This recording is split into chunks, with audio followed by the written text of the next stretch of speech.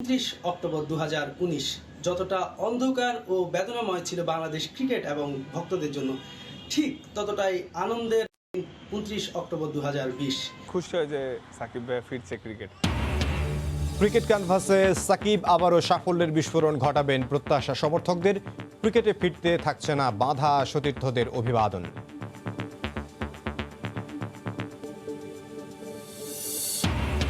বর্তমান সাবেক 21 এমপির অবৈধ সম্পদ অনুসন্ধানে দুদক, প্রমাণিত হলে সাজার পাশাপাশি খোয়াতে হবে পদ। নোংরা রক্তাক্ত বেড়েই হচ্ছে অপারেশন। উন্নত চিকিৎসার নামে সরকারি হাসপাতাল থেকে রোগী ভাগিয়ে এনে প্রতারণা। রাজধানীতে কয়েকটি বেসরকারি হাসপাতালে অভিযান। এবং শেষ মুহূর্তে জমজমাট মার্কিন নির্বাচনী প্রচারণা, একে অন্যের দোষারোপ। ফিলাডেলফিয়ায় কৃষ্ণাঙ্গ মৃত্যু ইস্যুতে উত্তেজনা, যুক্তরাষ্ট্র জুড়ে নিরাপত্তা জোরদার।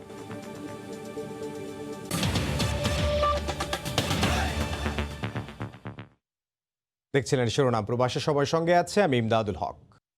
শেষ হলো টাইগার অলরাউন্ডার সাকিব আল হাসানের নিষেধাজ্ঞা। বৃহস্পতিবার থেকে সব ধরনের ক্রিকেটে ফিরতে আর কোনো বাধা থাকছে না তার। সাকিবের ফেরায় আন্তর্জাতিক ক্রিকেটে বাংলাদেশ দল আরও শক্তিশালী হবে এবং শক্তি ফিরে পাবে বলে মনে করছেন সতীর্থরা। ড্রেসিং রুমে তার সংস্পর্শে তরুণ ক্রিকেটাররা দারুণ অনুপ্রেরণা পায় বলেও জানান পেসার তাসকিন আহমেদ ও কামরুল ইসলাম রাব্বি। সাকিবকে জাতীয় দলের অনেকেই আদর করে ডাকেন ময়না, আর বাংলার ক্রিকেট সমর্থকদের কাছে তিনি নয়নমণি। তার মতো স্বপ্ন সারথীকে কাছে পাওয়া মানে সমর্থকদের কাছে ভিন্ন রোমাঞ্চ দোলা দেয় বরাবরই। সাকিব শুধু বাংলাদেশেরই নয়, দেশের সীমানা পেরিয়ে ক্রিকেট বিশ্বের মানচিত্রের সুপারস্টারও। ক্রিকেট বিশ্বের সব টি-20 লিগের ফেরিওয়ালা সাকিব, অভিজ্ঞতার ভান্ডার তাই অনেক সমৃদ্ধ। আগামী প্রজন্মের ক্রিকেটার থেকে বর্তমান সময়ের তরুণ ক্রিকেটারদের আদর্শ। ড্রেসিং রুমে সাহসের প্রতীক। এমন এক ক্রিকেটার 1 বছরের নিষেধাজ্ঞা শেষে ফেরার সময় তাই উৎসবের মতোই এই সতীর্থর জন্য। আসলে ড্রেসিং রুমে গল্পের ছলেও অনেক কিছু শেখা যায় আমাদের বড় ভাইরা যারা আছেন। তার মধ্যে সাকিব ভাই ওয়ার্ল্ডের সব ফরম্যাটে একজন অন্যতম সেরা অলরাউন্ডার এবং সব জায়গায় খেলেছে। সাকিব মানে কারো কাছে বিজয়ের আনন্দ, সাকিব মানে কারো কাছে প্রেরণা, সাকিব মানে সাহস। সাকিব আইসিসির নিষেধাজ্ঞার শিকল ভেঙে ফেরায় টাইগাররা হয়ে উঠবে আরো শক্তিশালী। প্রতিপক্ষের শিবিরে ত্রাস ছড়াবে, কারণ এক সাকিবের মাঝেই যে 3 পারফর্মার লুকিয়ে থাকে। সাকিব ভাইকে অনেক অনেক শুভকামনা রইল। সাকিব ভাই আসার পরে আবারও অবশ্যই আমাদের বাংলাদেশ টিমটা আরো শক্তিশালী হবেন এবং সাকিব ভাই আবারও তার নাম্বার 1 অলরাউন্ডার হয়ে দেশকে সম্মানিত করবেন। সবকিছু ঠিক থাকলে জানুয়ারিতে এই সতীর্থদের সাথে আবারও আন্তর্জাতিক ক্রিকেটে লাল সবুজের হয়ে মঞ্চ রাঙাবেন সবার প্রিয় সাকিব আল হাসান। হুমায়ুন কবির রোজ, সময় সংবাদ, ঢাকা। এদিকে খেলায় ফিরেই দেশকে এগিয়ে নিয়ে যাওয়ার প্রত্যয়ের কথা জানালেন সাকিব আল হাসান। যুক্তরাষ্ট্রে প্রবাসী বাংলাদেশিদের সংবর্ধনায় সবাইকে অনুরোধ করলেন নিজ নিজ ক্ষেত্রে দেশের জন্য কাজ করার জন্য। যুক্তরাষ্ট্রের নিউ ইয়র্ক থেকে সে খবর জানাচ্ছেন হাসানুজ্জামান সাকিব। নিউ ইয়র্কের রাতের আকাশে উৎসবের আমেজ। অপেক্ষা আর সইছে না ক্রিকেট প্রেমীদের। দেশের ক্রিকেটের বরপুত্র সাকিব আল হাসানকে বরণ করে নিতে যেন এক হয়েছে গোটা বিশ্ব। বাংলার ক্রিকেটের রাজপুত্র সাকিবের নিষেধাজ্ঞা শেষ হচ্ছে আজ। 29 অক্টোবর থেকেই মুক্ত বিহঙ্গর মতো উঠতে পারবেন নাম্বার 75, ফিরতে পারবেন ক্রিকেটের মঞ্চে। থাকবে না নিষেধাজ্ঞার বেড়াজাল। নিষেধাজ্ঞা শেষ হওয়া উপলক্ষে তাই জমকালো সংবর্ধনার আয়োজন করেন প্রবাসীরা। করোনার মাঝেও স্বাস্থ্যবিধি মেনে সংবর্ধনার আয়োজন করেন শো টাইম মিউজিকের কর্ণধার আলমগীর খান আলম। এমন আয়োজনে এসে উচ্ছ্বসিত সাকিব। করোনার কারণে আসলে অনেকেই আমরা এর মাঝে এখন দেখতে পাই না, আমরা যাদেরকে হারিয়েছি, তো তাদের ডিপার্টমেন্ট সোলের জন্য মাগফিরাত কামনা করব। আমি আশা করব যে আপনারা সবাই তাদের জন্য দোয়া করবেন। আগামীতে দেশের ক্রিকেটকে আরো এগিয়ে নেওয়ার লক্ষ্য তার। আন্তরিকতা, ভালোবাসা এবং সাপোর্ট সবসময় আমাদেরকে দিবেন, আমাকে, বাংলাদেশ ক্রিকেটকে, বাংলাদেশের মানুষকে, বাংলাদেশকে ইনফ্যাক্ট, যার মাধ্যমে আমরা দেশকে এগিয়ে নিয়ে যেতে পারবো। আমি আমার সেক্টরে এগিয়ে নিয়ে যাওয়ার চেষ্টা করব, আপনারাও আপনাদের জায়গা থেকে দেশকে এগিয়ে নিয়ে যাওয়ার চেষ্টা করবেন। দেশকে যে রিপ্রেজেন্ট করছি, তো দেশকে যেন বড় কিছু দিতে পারি উপহার হিসেবে, দেশের মানুষকে যেন খুশি দিতে পারি, সেই টার্গেটে আসলে আমরা খেলতে নামি, সেটা যে টিমের এগেইনস্টেই হোক। নিষেধাজ্ঞা উঠে যাওয়ার এই মুহূর্তে প্রবাসীরা সাকিব আল হাসানকে পেয়ে যার পণ্যায় আনন্দিত। সাকিব আল হাসান এই অনুষ্ঠানে জানিয়েছেন ঘরোয়া ক্রিকেট খেলার জন্য তিনি নভেম্বরের যে কোনো দিন বাংলাদেশের উদ্দেশ্যে যুক্তরাষ্ট্র থেকে রওনা হবেন। হাসানুজ্জামান সাকি, সময় সংবাদ, নিউ ইয়র্ক। বাজারে ধানের দাম বেশি থাকায় কৃষকের স্বার্থ বিবেচনায় গতবারের চেয়ে এবার আমন মৌসুমে ধান কেনা হবে কম। বুধবার এক অনলাইন সভায় সিদ্ধান্ত নিয়েছে খাদ্য পরিকল্পনা ও পরিধারণ কমিটি। সরাসরি কৃষকের কাছ থেকে আগের ২৬ টাকা কেজি দরে নামমাত্র ২ লাখ টন ধান কেনা হবে, তবে উল্টো চিত্র মিলারের ক্ষেত্রে। তাদের কাছ থেকে ১ টাকা বাড়িয়ে ৩৭ টাকা কেজি দরে গত বছরের দ্বিগুণ ৬ লাখ টন সিদ্ধ চাল সংগ্রহের লক্ষ্যমাত্রা নিয়েছে সরকার। ২ সপ্তাহ পরেই দেশের বিভিন্ন এলাকায় কৃষকের ঘরে উঠতে শুরু করবে সোনালী আমন ধান। এবারের আমন মৌসুমে বুধবার অনলাইন সভায় আমন খাদ্যশস্য সংগ্রহের লক্ষ্যমাত্রা নির্ধারণ করে খাদ্য পরিকল্পনা ও পরিধারণ কমিটি। সভা শেষে ৭ নভেম্বর থেকে ২৬ টাকা কেজি দরে ২ লাখ মেট্রিক টন ধান, ১৫ নভেম্বর থেকে ৩৭ টাকা কেজি দরে ৬ লাখ মেট্রিক টন সিদ্ধ চাল এবং ৩৬ টাকা কেজি দরে আতপ চাল ক্রয়ের সিদ্ধান্ত নেওয়া হয় বলে জানান খাদ্যমন্ত্রী। কৃষকদের কাছ থেকে সরাসরি ২ লক্ষ মেট্রিক টন আমরা ধান সংগ্রহ করব। প্রতি কেজি ধানের মূল্য ২৬ টাকা, প্রতি কেজি সিদ্ধ চাউলের মূল্য ৩৭ টাকা এবং প্রতি কেজি আতপ চাউলের মূল্য ৩৬ টাকা। এবং এই চাউল কেনা শুরু হবে ১৫ই নভেম্বর থেকে এবং ধান কেনা আমরা শুরু করব ৭ই নভেম্বর থেকে। এদিকে এবার বাজারে বেশি দাম থাকায় কৃষকের সুবিধার কথা মাথায় রেখে তাদের কাছ থেকে ধান সংগ্রহ গতবারের চেয়ে অর্ধেকের বেশি কমিয়ে দেওয়া হয়েছে। আর মিলারদের কাছ থেকে গতবারের চেয়ে দ্বিগুণ চাল কেনা হচ্ছে বলে জানিয়েছেন খাদ্য অধিদপ্তরের মহাপরিচালক। গত বছরে ধানের দাম কম ছিল, কৃষককে সাপোর্ট দেওয়ার জন্য গতবার এটা বাড়ানো হয়েছে। এবছরে ধানের দামটা এখন ভালো আছে, যার জন্য চাল সরাসরি করা হবে। ধানের দাম পড়ে যায় তাহলে হয়তো সবার সিদ্ধান্ত নিবে, আবার চেঞ্জ হতে পারে। বিশেষজ্ঞরা মনে করেন কৃষকের কাছ থেকে সরাসরি ধান কিনতে না পারলে কৃষক লাভবান হয় না। এদিকে অ্যাপের মাধ্যমে খাদ্যশস্য কেনার তাগিদ এই বিশেষজ্ঞের। সরাসরি নিতে না পারলে বেনিফিটটা পাওয়া যায় না। তবে আলটিমেটলি সরকারের প্রয়োজন চাল, ধান না। চালটাই এই সরকারকে বিতরণ করতে হবে। যদি বাজার দর কমে যায় তখন একটা ক্ষেত্র তৈরি হতে পারে আরো ধান ক্রয় করে যেতে হয় অ্যাপের মাধ্যমে প্রক্রিয়া করা। আমার মনে হয় সেটাকে অন্তত জোরদার করা উচিত। এখন পর্যন্ত দেশের খাদ্য গুদামগুলোতে 10,81,000 মেট্রিক টন খাদ্যশস্য মজুদ রয়েছে বলে জানানো হয়। প্রসূন আশিস, সময় সংবাদ, ঢাকা। এদিকে আমন মৌসুমে ধান চাল সংগ্রহের ঘোষিত কর্মসূচিতে ধান সংগ্রহের লক্ষ্যমাত্রা গত মৌসুমের তুলনায় 1/3 নামিয়ে আনায় হতাশ রংপুর অঞ্চলের কৃষক। নেতারা বলছেন সরকারের এই সিদ্ধান্তে বঞ্চিত হবেন কৃষক, মিলার ও ব্যবসায়ীরা হবেন লাভবান। আর এমন সিদ্ধান্তে ঝুঁকি দেখছেন অর্থনীতিবিদরা। রতন সরকারের রিপোর্ট। এবারের আমন মৌসুমে ২৬ টাকা কেজি দরে ২ লাখ মেট্রিক টন ধান, ৩৭ টাকা কেজি দরে ৬ লাখ মেট্রিক টন সেদ্ধ চাল কিনবে সরকার। গত বছর একই দরে ৬ লাখ মেট্রিক টন ধান, ৩৬ টাকা দরে ৩,38,০০০ মেট্রিক টন সেদ্ধ চাল সংগ্রহ করেছিল সরকার। কৃষকরা বলছেন লক্ষ্যমাত্রা নির্ধারণের ক্ষেত্রেই কৃষকদের সুবিধা কমিয়ে আনা হয়েছে।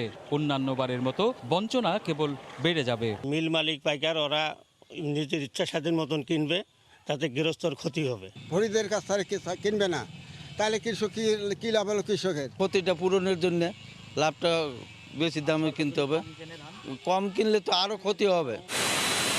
কৃষক আন্দোলনের সঙ্গে জড়িতরা বলছেন এতে ব্যবসায়ী আর মিলাররা লাভবান হবেন। সরকার বড় বড় ব্যবসায়ীদের পক্ষ অবলম্বন করেছে। আমাদের দাবি কৃষকের কাছ থেকে সরাসরি ২০ লক্ষ টন ধান কিনতে হবে এবং ধান কেনার যে ব্যবস্থাপনা, সেই ব্যবস্থাপনা কৃষক বান্ধব হতে হবে।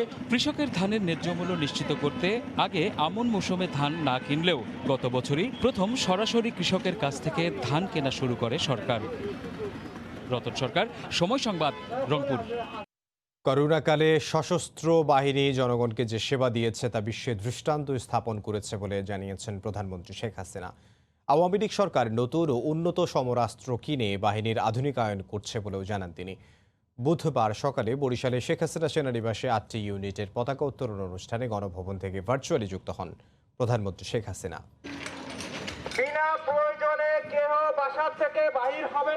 মহামারী করোনায় সারা বিশ্বের মতো নানা বিপর্যয়ের মুখোমুখি হতে হয়েছে বাংলাদেশকেও। কিন্তু সংক্রমণের শুরুতে প্রাদুর্ভাব ঠেকাতে মানবিক ও সচেতনতামূলক কার্যক্রম নিয়ে এগিয়ে আসে বাংলাদেশ সশস্ত্র বাহিনী। মহাসংকটে কর্মহীন, দুস্থ ও অসহায় মানুষকে খাবার সহ নানা সহায়তা দিয়ে পাশে দাঁড়ায় বাংলাদেশ সেনাবাহিনী।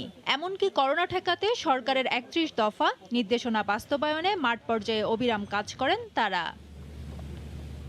বুধবার প্রধানমন্ত্রী বরিশাল শেখ হাসিনা সেনানিবাসে ৮টি ইউনিটের পতাকা উত্তোলন অনুষ্ঠানে গণভবন থেকে ভার্চুয়ালি যুক্ত হয়ে করোনাকালে সেনাবাহিনীর ভূমিকার প্রশংসা করেন। করোনাকালীন সময়ে আমাদের সশস্ত্র বাহিনী জনগণের পাশে দাঁড়িয়ে তাদের সেবা করে বিশ্বের দৃষ্টান্ত স্থাপন করেছেন। আমাদের সরকার সময় সেনাবাহিনীতে অনেক আধুনিক যানবাহন, হেলিকপ্টার, অনেক কিছু আমরা সংযোজন করেছি।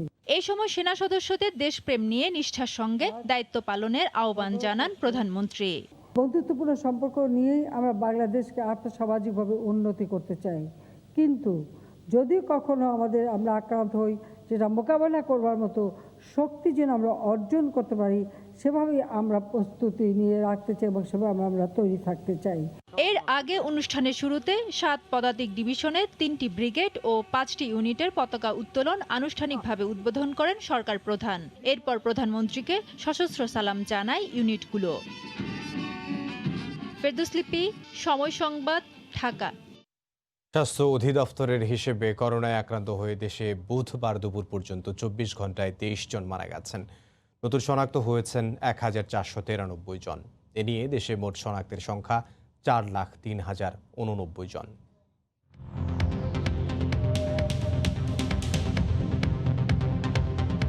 দেশে একদিনে নমুনা পরীক্ষা করা হয়েছে ১২,৩৫৭ জনের। এ পর্যন্ত মোট নমুনা পরীক্ষা হয়েছে ২২,৯৬,৩২১ জনের। ২৪ ঘন্টায় নতুন শনাক্ত হয়েছেন ১,৪৯৩ জন। এ নিয়ে দেশে মোট রোগীর সংখ্যা ৪,০৩,০৮৯ জন। ২৪ ঘন্টায় মারা গেছেন ২৩ জন। এ পর্যন্ত করোনা আক্রান্ত হয়ে মারা গেলেন ৫,৮৬১ জন। করোনা থেকে ২৪ ঘন্টায় সুস্থ হয়েছেন ১,৬১০ জন। এ পর্যন্ত সুস্থ হয়েছেন ৩,১৯,৭৩৩ জন। এ বিষয়ে বিস্তারিত জানাতে রাজধানীর শ্যামলীতে আছেন সহকর্মী রাশেদ বাপ্পি। বিস্তারিত জানতে যাব তার কাছে। বাপ্পি, এমদার বুধবার রাত ১০টায় যে অভিযান শুরু হয়েছিল সেই অভিযানটি এখনও চলছে। আমরা দেখেছি যে রাজধানীর মোহাম্মদপুর এবং শ্যামলীর বেশ কয়েকটি বেসরকারি হাসপাতালে অভিযান চলছে। ঠিক এই মুহূর্তে আমরা রয়েছি রাজধানীর শ্যামলীর Nurjahan orthopaedic and general hospital. আমরা এই হাসপাতালের ভেতরে, অর্থাৎ যে কক্ষটি সব থেকে স্পর্শকাতর, অর্থাৎ অপারেশন থিয়েটার, যেখানে অস্ত্রোপচার করা হয় রোগীদের, সেই কক্ষটি যদি একটু আপনাকে দেখাই তাহলে কিন্তু যে কারো চোখ কপালে ওঠা বা শিউরে ওঠার কথা। আমরা এখানে ভ্রাম্যমাণ আদালতের যিনি নির্বাহী ম্যাজিস্ট্রেট ছিলেন, একই সঙ্গে স্বাস্থ্য অধিদপ্তরের একজন প্রতিনিধি ছিলেন, তারা নিজেরাও কিন্তু অনেকটাই আটকে উঠেছেন এইসব হাসপাতালগুলোর এই যে স্পর্শকাতর কক্ষগুলো দেখে। অর্থাৎ এখানে চিকিৎসার নামে এক ধরনের অপচিকিৎসা কিংবা বাণিজ্য বলতে যেটা বোঝায় সেটি দেখা গিয়েছে, যেখানে বলা হচ্ছে যে এই অপারেশন থিয়েটারগুলোতে কিন্তু জুতা পায়ে ঢোকায় নিষিদ্ধ, কিন্তু সেখানে দেখা যাচ্ছে যে ছড়িয়ে ছিটিয়ে আছে রক্ত, একই সঙ্গে হচ্ছে হ্যান্ড গ্লাভস থেকে শুরু করে এখানকার যে চিকিৎসার যে সরঞ্জাম সেগুলো কিন্তু অনেকটা অপরিষ্কার অপরিচ্ছন্ন অবস্থায় ছড়িয়ে ছিটিয়ে রয়েছে, যেটি কোনো অংশেই কাম্য নয় বলেছেন ভ্রাম্যমাণ আদালতের নির্বাহী ম্যাজিস্ট্রেট পলাশ বসু। তিনি র্যাবের পক্ষ থেকে আজকের এই অভিযানের নেতৃত্ব দিচ্ছেন এবং তার সঙ্গে রয়েছেন স্বাস্থ্য অধিদপ্তরের একজন সহকারী একজন কর্মকর্তা রয়েছেন। এবং তারা এ পর্যন্ত আমরা এসে যেমনটা দেখেছি, এখানে তারা প্রথমেই কিন্তু মোহাম্মদপুরের মক্কা মদিনা জেনারেল হাসপাতাল এবং এরপরে এই এখনকার নূরজাহান অর্থোপেডিক অ্যান্ড জেনারেল হসপিটালে তারা অভিযান চালাচ্ছেন। এরপর তাদের অভিযান চালানোর কথা রয়েছেন ক্রিসেন্ট হাসপাতালে। এবং তারা আমাদেরকে যেমনটা বলেছেন যে দীর্ঘদিন ধরে যে সাধারণ মানুষের অভিযোগ, সেই অভিযোগের ভিত্তিতে তাদের দীর্ঘদিনের অনুসন্ধান, সেই অনুসন্ধানের ভিত্তিতে আজকের এই অভিযান চলছে। এবং তারা বলছেন যে এরকম চিকিৎসার নামে অপচিকিৎসা কিংবা প্রতারণার বিরুদ্ধে অভিযান চলমান থাকবে। এমদাদ, এই ছিল আমার কাছে রাজধানীর শ্যামলী থেকে ভ্রাম্যমাণ আদালতের যে অভিযান, সেই অভিযানের সবশেষ খবর। এমদাদ, রাজধানীর শ্যামলী থেকে সহকর্মী রাশেদ বাপ্পি। বন্ধ হতে যাচ্ছে স্টার জলসা, স্টার প্লাস সহ বিদেশি 8টি চ্যানেল। এমন হুমকি দিয়েছে কেবল অপারেটর্স অ্যাসোসিয়েশন অব বাংলাদেশ, কোয়াব। বিদেশি চ্যানেলের দেশীয় একটি পরিবেশক প্রতিষ্ঠানের বিরুদ্ধে অনিয়মের অভিযোগ তুলে এমন হুমকি দেন তারা। এতে আর্থিকভাবে ক্ষতিগ্রস্ত হচ্ছেন ডিশ সেবাদাতারা। চলমান জটিলতা নিরসনে 7 দিনের সময়সীমা বেঁধে দিয়েছে সংগঠনের নেতারা।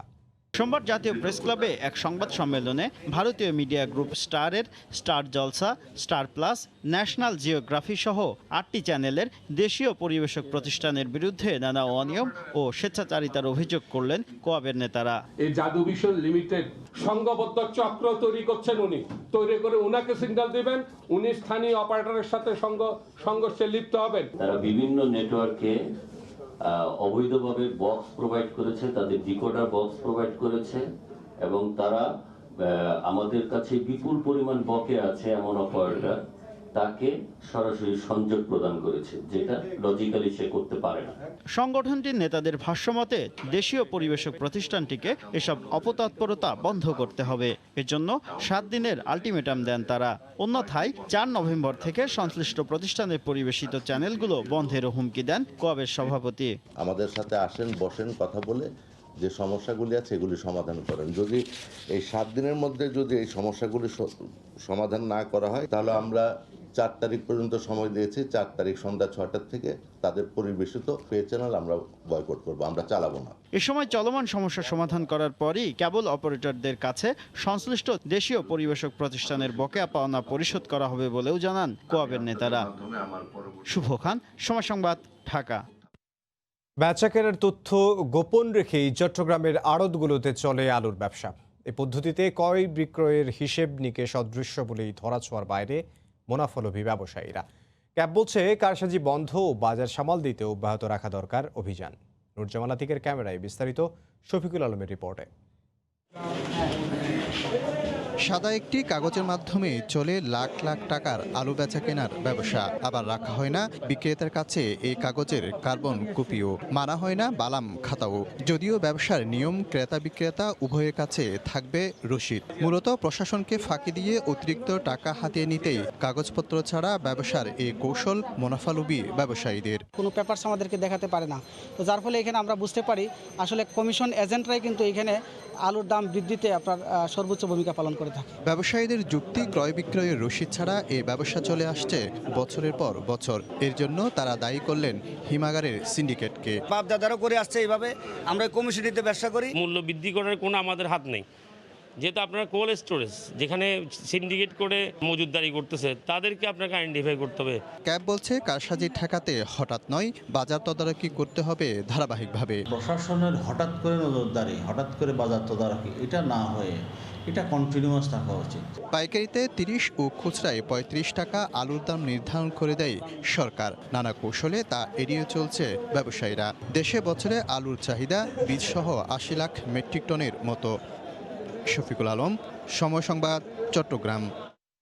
সাধারণ কৃষি ও সিজনাল স্পন্সরের আবেদনপত্র গ্রহণ চলছে ইতালিতে। বাংলাদেশের জন্য কোটা সীমিত হলেও আবেদনকারীর সংখ্যা এরই মধ্যে লক্ষাধিক।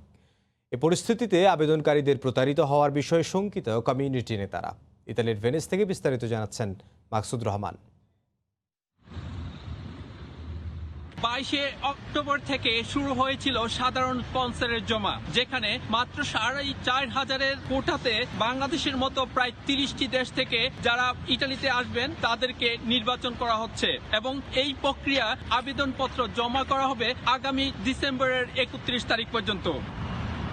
বাংলাদেশ অনেকদিন পরে এই কোটাতে ঢোকার পর স্বদেশ আবেদনকারীর ভাগ্যে জুটতে পারে সেই সাধারণ স্পন্সর।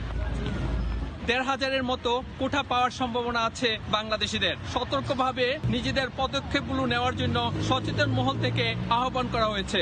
বাংলাদেশি ভাইরা আছেন, অতি উৎসাহী না হয়ে আপনারা খুব ধীর স্থিরভাবে আবেদনটি করবেন, যেহেতু আপনাদের হাতে আরো সময় রয়েছে। অযাচিত দালালের খপ্পরে পড়বেন না এবং দয়া করে কোনো লেনদেন করবেন না। আপনারা দালালের ধোকায় পড়বেন না, কারণ দালালরা আপনাদের কাছ থেকে টাকা নেবে, পাসপোর্ট নেবে, কিন্তু আপনাদেরকে আনতে পারবেন না। বাংলাদেশের শুধু কোটা হচ্ছে 1 থেকে 1,500, কিন্তু বাংলাদেশে কাগজ জমা হইতেছে 50,000-এর অধিক। 27 অক্টোবর থেকে শুরু হয়েছে বহুল প্রতীক্ষিত কৃষি স্পন্সর বা সিজনাল স্পন্সর, যেখানে বাংলাদেশ সহ 30টি দেশের কোটায় রয়েছে 18,000 প্রতিদ্বন্দ্বী যারা ইতালিতে প্রবেশ করতে পারবেন আগামী কৃষি সিজন শুরু হওয়ার আগ পর্যন্ত। ইতালির ভেনিস থেকে মাকসুদ রহমান, সময় সংবাদ। করোনার ভয়াবহ সংক্রমণের কারণে দ্বিতীয়বারের মতো লকডাউনের মুখোমুখি দাঁড়িয়ে ইউরোপের সমৃদ্ধশালী দেশ জার্মানি।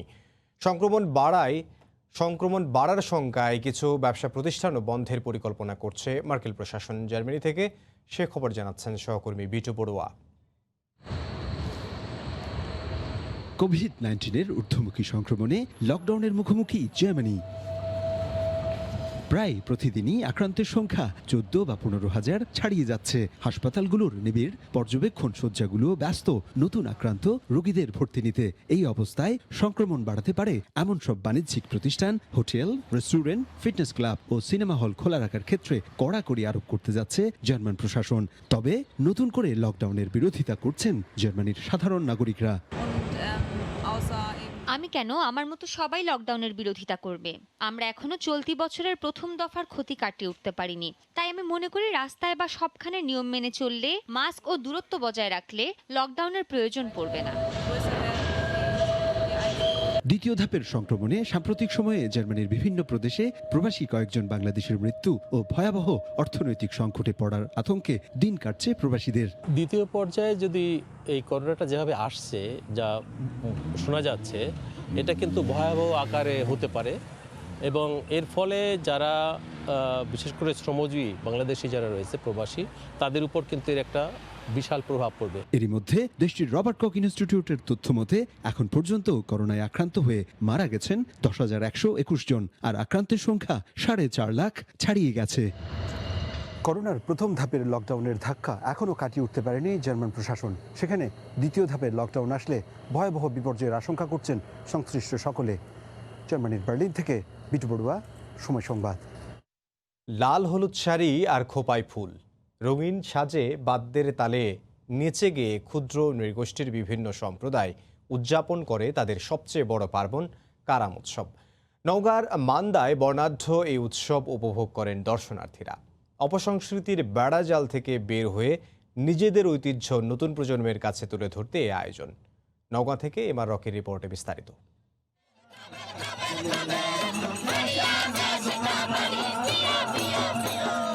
দুপুর থেকেই নেচে গেয়ে আসতে শুরু করেন ক্ষুদ্র নৃগোষ্ঠীর বিভিন্ন সম্প্রদায়ের নারী পুরুষ। ঢোল, মাদল আর মন্দিরার শব্দের সাথে দলবদ্ধ নৃত্য, ক্ষুদ্র নৃগোষ্ঠীর নিজস্ব ভাষায় গাওয়া গান আর ছন্দময় নাচে অংশ নেয় তরুণ তরুণী আবাল বিদ্যারা। সমতল ভূমির 17টি জাতিসত্তার সবচেয়ে বড় পার্বণ কারাম উৎসব। আর এই উৎসবে নেচে গিয়ে নিজেদের ঐতিহ্য বুধবার বিকেলে তুলে ধরেন নওগাঁর মান্দার কালীসপা মাঠে। দাসরায় কারাম উৎসবে নাচ করতে এসেছি, নাচলাম, আমাদের অনেক ভালো লাগলো। অনেক দল আসছে, এদেরকে দেখো আমাদের অনেক আনন্দ হচ্ছে। কার্তিকের বিকেলে বৈচিত্র্য ভরা এমন উৎসব দেখতে ঢল নামে নানা শ্রেণী পেশার মানুষের। ক্ষণিক বিনোদনের এমন উৎসবে মুগ্ধ দর্শনার্থীরা।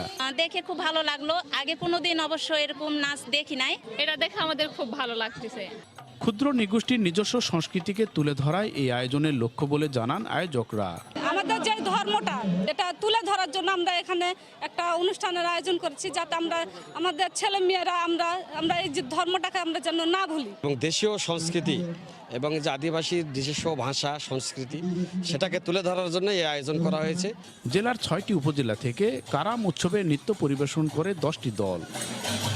এমআর রকি, সময় সংবাদ, নওগাঁ। এ পর্যায়ে শীর্ষ সংবাদ জানিয়ে দিচ্ছে আরও একবার। খুশির বিষয় যে সাকিব ভাই ফিরছে ক্রিকেট ক্যানভাসে সাকিব আবারও সাফল্যের বিস্ফোরণ ঘটাবেন প্রত্যাশা সমর্থকদের। ক্রিকেটে ফিরতে থাকছে না বাঁধা, সতীর্থদের অভিবাদন।